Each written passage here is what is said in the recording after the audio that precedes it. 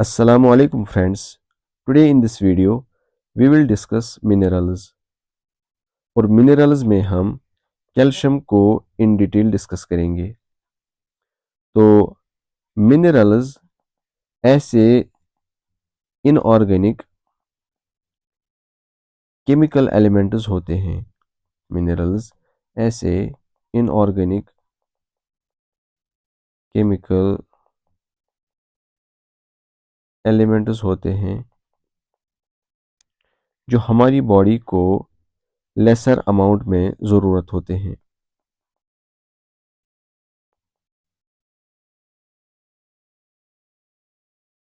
ठीक है।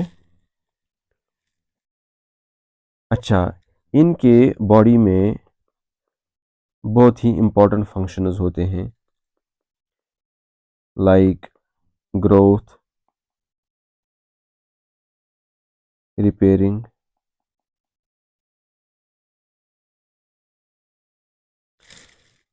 formation of substances,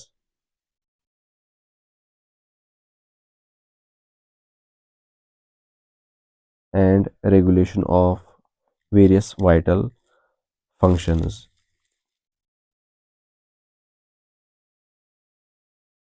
ठीक है, तो ये ग्रोथ में मदद करते हैं, रिपेयरिंग में मदद करते हैं और एक कई सारे सब्सटेंसेस को बनाने में रोल प्ले करते हैं। लाइक अगर हम इंसुलिन की बात करेंगे तो इंसुलिन को बनने के लिए जिंक की ज़रूरत होती है।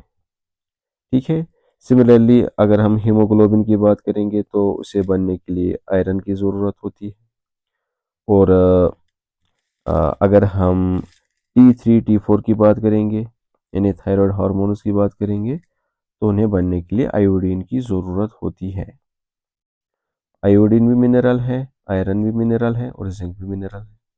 अगर ये मिनरल्स ना हो तो ये सब्सटेंसेस कभी भी नहीं बन सकते हैं। इनको बनने में बड़ी रुकावट आएगी। ठीक है। और उससे कई सारी कंडीशंस डेवलप होंगी और उससे जो है पेशेंट को बड़ी प्रॉब्लम्स का सामना करना पड़ेगा। So we came to know कि जो ये मिनरल्स होते हैं हमारी बॉडी के में, ये हमारी बॉडी में बड़े बड़े काम करते हैं। ठीक है। और चौथा जो इसका फंक्शन है दैट इज़ रेगुलेशन। लाइक अगर आप हार्ट को देखेंगे तो उसमें पोटाशियम का बड़ा रोल होता है। ठीक है। तो हमारा जो हार्ट काम करता है उसे जो है ना वो काम करने के लिए पोटाशियम की ज़रूरत होती है। अब जो ये मिनरल्स होते हैं ये दो तरह के होते हैं। या अगर हम मिनरल्स को 2 मिनट के लिए रहने दें, हम एलिमेंट्स की बात करें तो एलिमेंट्स जो है 3 ग्रुप्स में क्लासिफाई किए गए हैं। First of all let me tell you कि हमारी बॉडी में 50 डिफरेंट एलिमेंट्स मौजूद होते हैं। ठीक है। और ये जो मैंने फंक्शंस बताए ये आप जो हैं इन जनरल एलिमेंट्स का भी ले सकते हैं। ठीक है। लेकिन एलिमेंट्स और मिनरल्स में फ़र्क है जो आप अभी समझेंगे। तो अगर हम एलिमेंट्स की बात करें वो 50 इन नंबर हैं, हमारी बॉडी के अंदर मौजूद होते हैं और वो 3 ग्रुप्स में क्लासिफाई किए जाते हैं। एक है मेजर एलिमेंट्स, एक है लेसर एलिमेंट्स और एक है ट्रेस एलिमेंट्स। ठीक है। मेजर एलिमेंट्स में कार्बन, हाइड्रोजन, ऑक्सीजन और नाइट्रोजन आता है। लेसर में 8 एलिमेंट्स आते हैं और ट्रेस में 14 एलिमेंट्स आते हैं। ठीक है। ये जो मेजर एलिमेंट्स होते हैं ये मिनरल्स नहीं होते हैं। We can't call them minerals. ठीक है। लेकिन ये हमारी बॉडी में सबसे ज़्यादा मौजूद होते हैं। ये हमारी बॉडी मास के 96% हिस्से को बनाते हैं। ठीक। चूंकि ये हमारी बॉडी में ज़्यादा होते हैं ये मिनरल वाली डेफिनेशन को फुलफिल नहीं करते हैं। ठीक है। लेकिन ये जो लेसर और ट्रेस एलिमेंट्स होते हैं इन्हें हम मिनरल्स कहते हैं। ठीक है, सॉरी।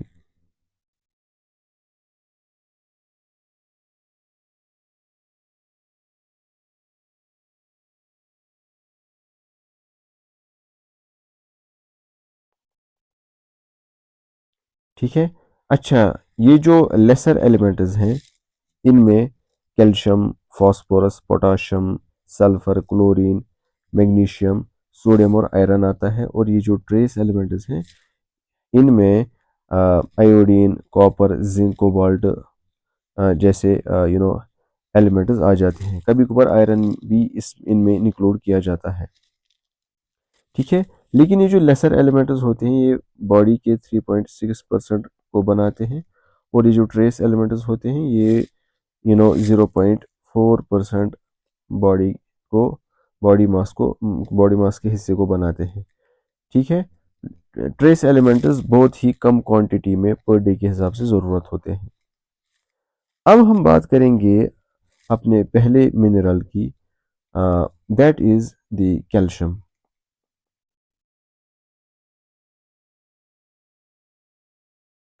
ठीक है, कैल्शियम एक मेजर मिनरल है।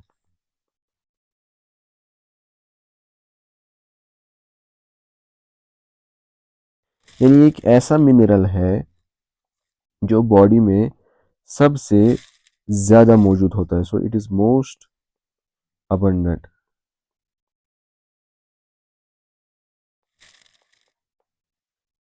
ठीक है, अगर आप एक एवरेज अडल्ट की बात करेंगे तो उसकी बॉडी में 1000 to 1200 ग्राम ऑफ कैल्शियम मौजूद होता है।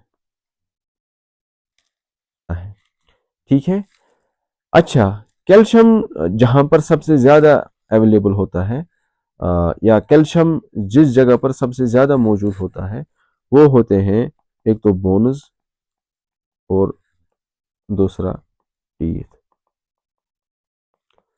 बोन्स और टीथ में ये सबसे ज्यादा मौजूद होता है। यानी 99% of calcium is present in the bones and teeth. ठीक है, अगर हम एक इन्फेंट की बात करें तो उसके अंदर at the time of birth 27.5 gram calcium मौजूद होता है। ठीक है, at the time of birth in the infant we have 27.5 grams of calcium. ठीक है, ऐसी अगर हम डेवलपिंग फीटस की बात करें तो उसको overall, I mean to say, in the pregnancy for the foetus it requires 30 gram of calcium. If we have the developing fetus, it requires in total 27.5 gram of, sorry,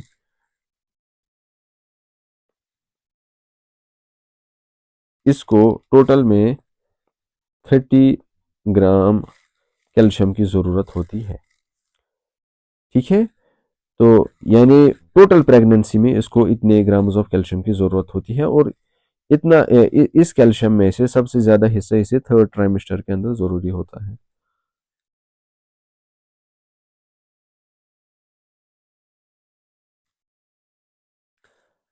अगर हम calcium के homeostasis की बात करें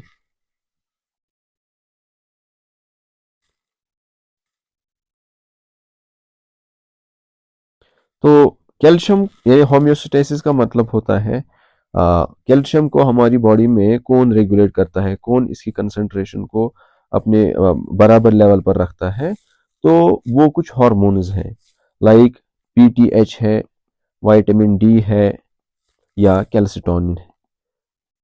ठीक है, PTH is the parathyroid hormone,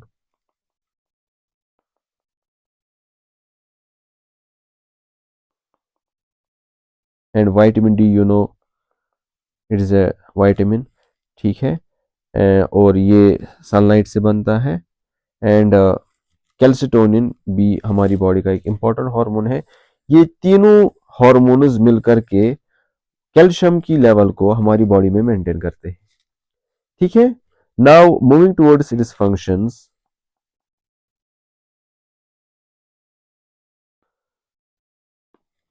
calcium जो होता है ये हमारी बॉडी में बोनस बनाता है, टीथ बनाता है। सिमिलरली इसका कोगुलेशन के अंदर रोल है, यानी ब्लड जो क्लॉट होता है उसमें इसका रोल है।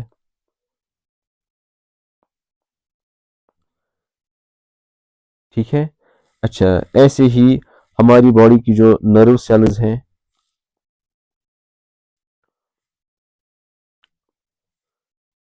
ऐसी ही हमारी बॉडी की जो मसल्स हैं या हार्ट है, इन सब के अंदर भी कैल्शियम एक इम्पॉर्टेंट रोल प्ले करता है। ठीक है, और आप आगे देखेंगे कि इनका क्या रोल, इसका क्या रोल होता है। ठीक है, और ऐसे ही मिसाल के तौर पर अगर ये एक सेल है, ठीक है, इस तक कोई सिग्नल पहुंची, ठीक, तो इस सिग्नल को हम इंफॉर्मेशन कहेंगे।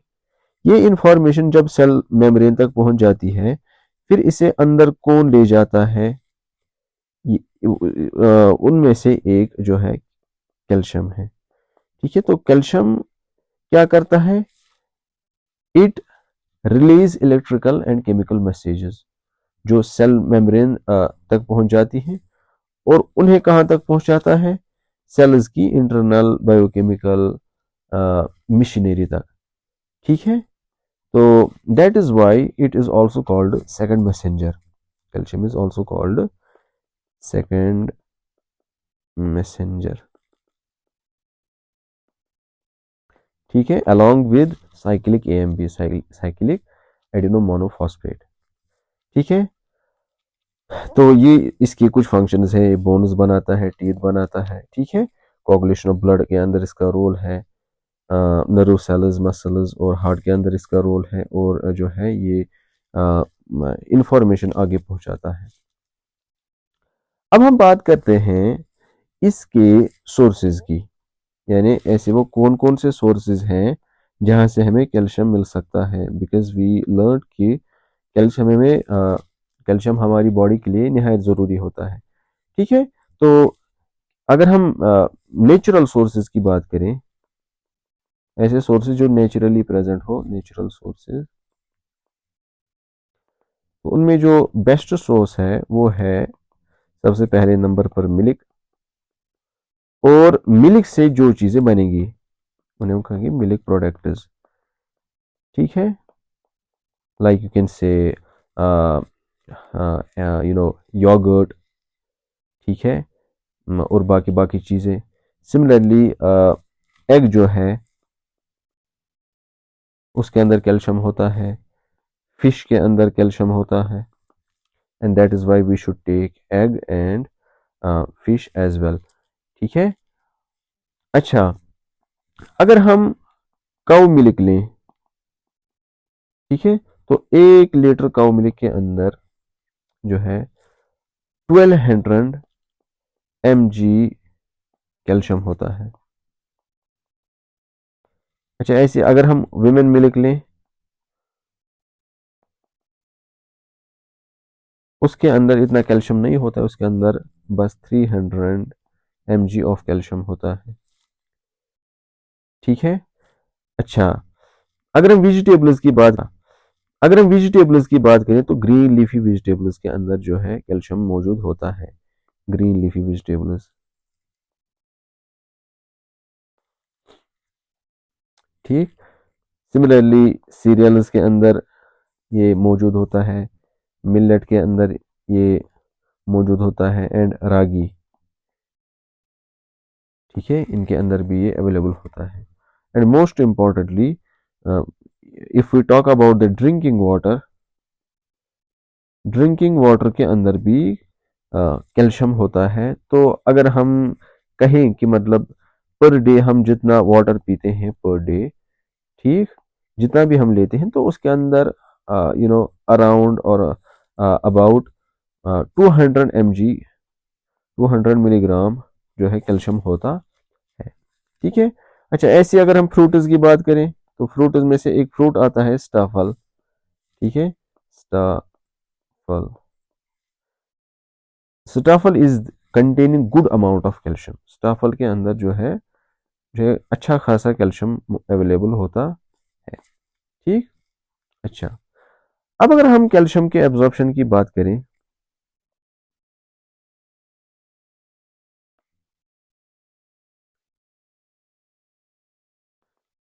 मतलब हमने डाइट खाया, ठीक है, अब ये हमारी बॉडी में डाइजेस्ट होगा और फिर एब्जॉर्ब होगा।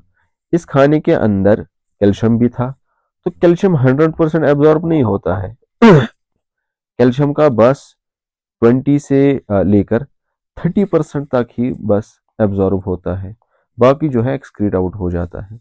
तो इस एतबार से काफी सारा कैल्शियम जाया हो जाता है, ठीक।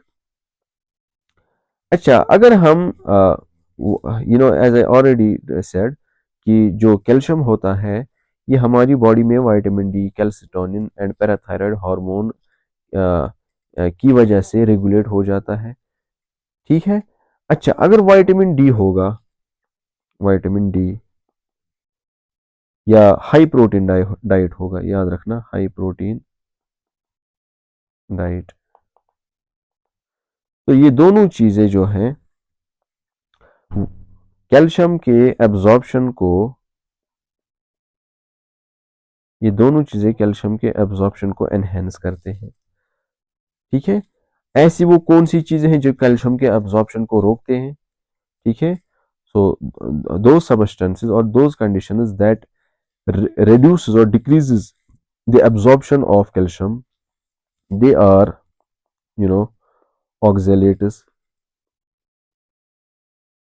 phytates,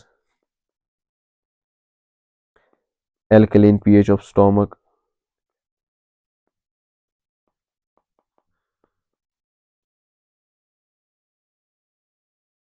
ठीक है, sorry, not stomach, it is intestine. में तो पता है कि जो स्टोमक होता है वहां पर इसकी एब्जॉर्प्शन नहीं होती है। स्टोमक में अगर किसी चीज की एब्जॉर्प्शन होगी तो बहुत, फर्स्ट ऑफ ऑल वहाँ पे चीजें एब्जॉर्ब होती हैं। कुछ ड्रग्स ऐसे हैं जो एब्जॉर्ब होते हैं, मे बी बाकी चीजों में भी से कुछ हो सकते हैं जो एब्जॉर्ब हो, but I have studied drugs कि वो वहां पर एब्जॉर्ब होते हैं। अच्छा, कैल्शियम वहां एब्जॉर्ब नहीं होता है, कैल्शियम स्मॉल इंटेस्टाइन में एब्जॉर्ब होते हैं। स्मॉल इंटेस्टाइन के अंदर अगर एल्कलिन पीएच होगा, ठीक है, तो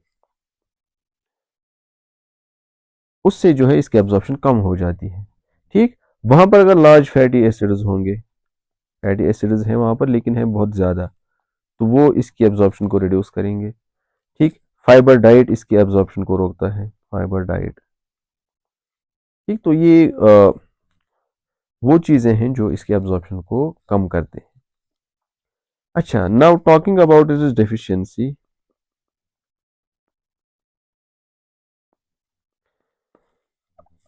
ऐसा देखा गया है कि जिन लोगों की बॉडी के अंदर adequate amount of vitamin D हो और adequate secretion of parathyroid hormone हो, उनमें कैल्शियम की डिफिशियंसी नहीं होती है, ठीक है। मतलब ये ऐसा देखा गया है कि, सॉरी, जिनकी बॉडी के अंदर विटामिन डी जो है अच्छा खासा हो, ठीक है, और पैराथायराइड हार्मोन भी नॉर्मली सिक्रेट हो रहा हो, उसमें भी कोई मसला ना हो, तो जो है उनमें कैल्शियम की डिफिशियंसी यूजुअली नहीं देखी गई है, ठीक है। या ऐसे मतलब यूजुअली भी जरूर नहीं है कि मतलब उनमें देखी गई नहीं गई है, या ऐसा उनमें उनमें नहीं देखा जाता है, ठीक। अब अगर किसी में पैराथायराइड हार्मोन कम सिक्रेट हो, ठीक है, एबनॉर्मल तरीके से, तो उसमें जो है कैल्शियम कम हो जाएगा। नाउ द पॉइंट इज कि जब कैल्शियम कम हो जाएगा उसे क्या कहेंगे, उसे कहा जाता है हाइपोकैल्सीमिया, हाइपोकैल्सीमिया, ठीक है। और हाइपोकैल्सीमिया से एक बड़ा मसला होता है, that is known as tetany, that is known as tetany, ठीक है। अच्छा, टिटैनी क्या है? टिटैनी एक ऐसा सिंड्रोम है जिसके अंदर sharp flexion of the wrist and ankle joints होता है। ठीक है, जो इंसान के रिस्ट्स होंगे, एंकल जॉइंट्स होंगे, ठीक है, तो फ्लेक्शन होगा, बेंड होने लगेंगे, मसल ट्विचिंग हो जाएगी, क्रैम्पस हो जाएंगे, कन्वल्जन्स कन्वल्जन्स आ जाते हैं इसके अंदर। ठीक है, तो टिटेनी होगा इसके अंदर, ये आपने याद रखना है। In the case of hypocalcaemia you know there would occur the tetany. ठीक है, अब हम इसके रिक्वायरमेंट की बात करेंगे, जो हमारी आखिरी बात होगी। तो जैसे हम कहते आ रहे हैं कि जो ICMR है, Indian council of medical research, 2010 के हिसाब से हर एक नॉर्मल अडल्ट को पर डे 600 mg कैल्शियम लेना चाहिए। ठीक, और अगर लेडी प्रेग्नेंट होगी या लैक्टेटिंग मदर होगी तो उसे जो है 1200 mg of calcium per day लेना चाहिए। तो आई होप कि जो है आपको ये सारी चीज़ें समझ आई होंगी, आपके ये कंसेप्ट क्लियर हुए होंगे। ठीक है, मैं उम्मीद करता हूँ कि आप इस लेक्चर को जो है अच्छी तरह से इनकलकेट करेंगे। ठीक है, समझने की कोशिश करेंगे। ये एक बहुत ही इम्पोर्टेंट टॉपिक है। ठीक है, तो थैंक यू सो मच, आज के लिए इतना ही। मिलते हैं आइंदा क्लास में इंशाल्लाह। अस्सलामु अलैकुम।